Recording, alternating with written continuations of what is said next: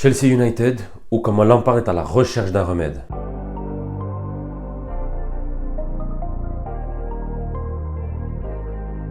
Bonjour tout le monde et bienvenue sur cette nouvelle vidéo et surtout sur cette nouvelle chaîne, la BBC, la seule et l'unique, Boring Channel. J'espère que tu verras pas trop de différence évidemment, mais ici c'est la première vidéo sur cette chaîne. J'espère qu'en tout cas vous allez apprécier, vous allez aimer, vous allez surtout suivre. C'est le moment d'appuyer sur le bouton abonner et sur la petite cloche pour ne rien manquer des futures vidéos débriefs que je ferai évidemment avec grand plaisir pour vous. Première vidéo, premier débrief, Chelsea United. Quand tu vois déjà la composition d'équipe, tu as un petit peu peur quand même. Quand tu vois Caballero qui remplace Kepa, quand tu vois Michy qui est remplacé par Tammy, quand tu vois Pedro qui remplace Odoi, tu as un petit peu les jetons, donc tu as un petit peu peur quand même, mais tu espères quand même malgré tout parce qu'en face, United non plus n'était pas au top, donc tu te dis pourquoi pas. En première mi-temps, soit pas grand chose. Le gros fait du match, c'est la blessure de Kanté à la 11e minute qui a été remplacée par Mount, qui lui par la suite n'a pas apporté grand chose personnellement. Chelsea dominait, avait le ballon, très peu d'occasions, donc DGA n'était pas du tout ou très rarement inquiété. En face, les défenseurs de Chelsea, pour le peu de percées que United a fait, voilà, c'était un petit peu encore brouillon malheureusement. Et la classique de Chelsea, ils vont danger énormément en attaque. Ça pose problème parce qu'il n'y a pas de finition. Le placement des joueurs offensifs, c'est incohérent. Surtout quand on voit que Kovacic arrive à casser les lignes du milieu. Il arrive à s'échapper du marquage de Fred et ou Matic. Et il n'y a rien devant.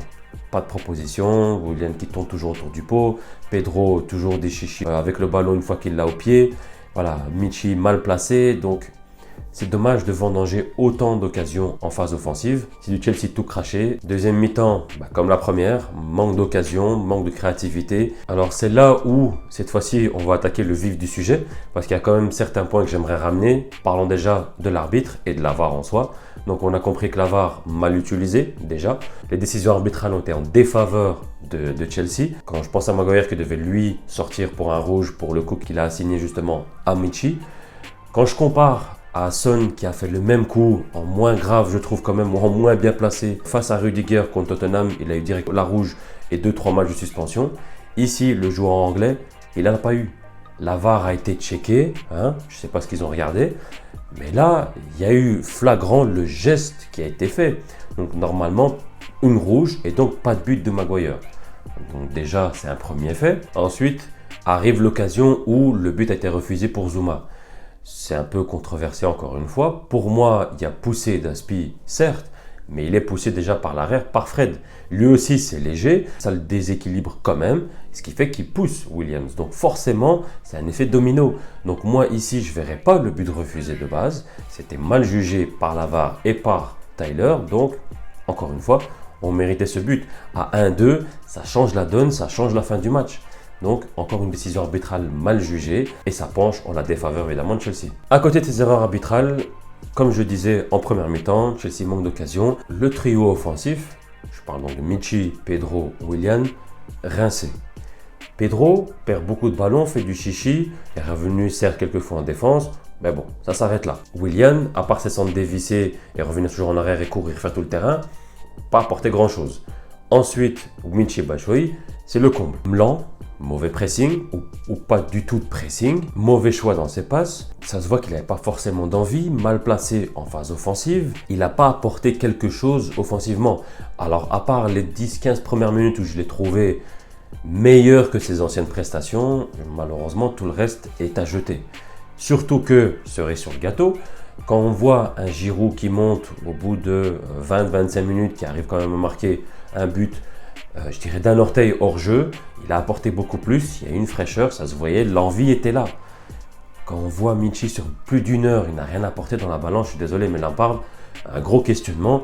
Pourquoi sportivement, tu choisis Michy à la place de Giroud? Voilà, je me pose la question, point d'interrogation.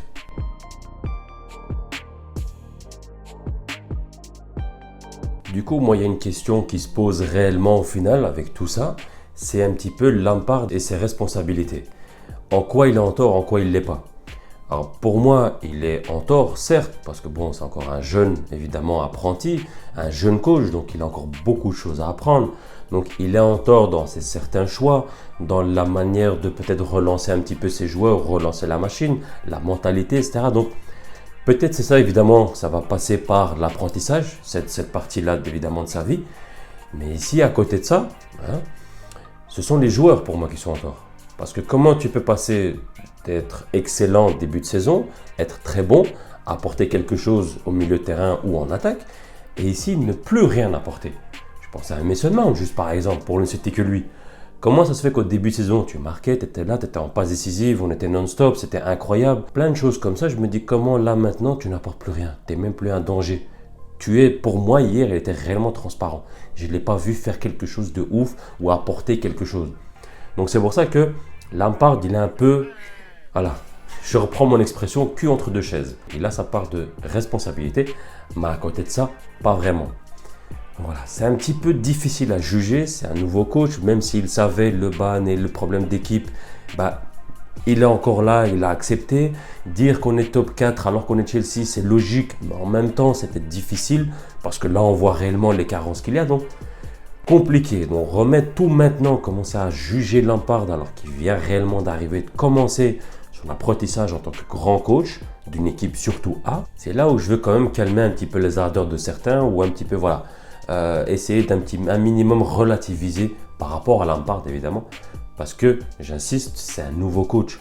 Vous avez vu comment il était avant, ce qu'il a apporté au début de saison. Il faut se dire, on doit garder Lampard, il faut souder, comme lui l'a dit, on est des fans, malgré ce qui arrive. On a été soudés sous les Mourinho, sous les Sarri, sous les Conte quand ça allait pas. Donc là, je pense qu'on doit continuer à faire la même chose, que ça aille ou que ça aille pas. On aime le club, donc je pense qu'il faut aller dans cette direction pour éviter d'aller à ce moment-là dans une tournure un petit peu négative. Et puis voilà, commencer à insulter à tout va ou mal parler ou être juste dans un mood négatif.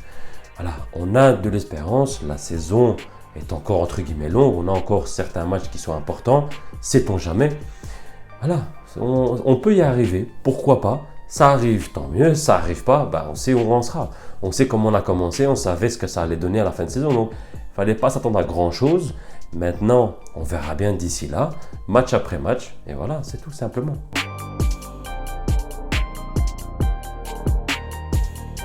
Donc, Chelsea mauvais offensivement et même défensivement. Quand on voit sur coup de pied arrêté, la stat elle est là. Quand on voit sur coup de pied arrêté ce qu'on propose, ce qu'on fait, comment on défend, je suis désolé, mais là on est zéro. Alors je ne comprends pas la paire Tomori-Zouma, comment elle fonctionnait bien au début de saison. Et là on est avec Christensen-Rudiger qui n'apporte rien du tout. Aucune sérénité. D'ailleurs Christensen, à part encore une fois être blessé ou en mauvais état ou être malade, il ne tient jamais plus d'un match. Là maintenant, je suis sûr dans 4 mois, on le revoit jouer. Là, il n'y a rien. Donc je ne comprends pas pourquoi mettre un Tomori sur le banc, un Zouma sur le banc. Donc voilà, il y a encore un questionnement. Autre stat inquiétante, qui revient encore une fois sur le point que je disais, niveau offensif, 17 tirs sur le match, 1 cadré. Comment? 1, uno, one, wahid. Comment ça se passe?